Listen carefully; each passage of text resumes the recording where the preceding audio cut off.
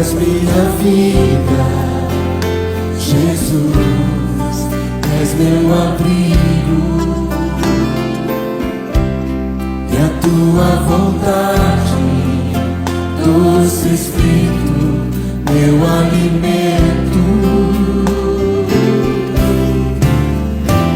Sem ti não há valor em mim, sou como um vaso de barro, pronto a ser quebrado, para ser o que queres de mim.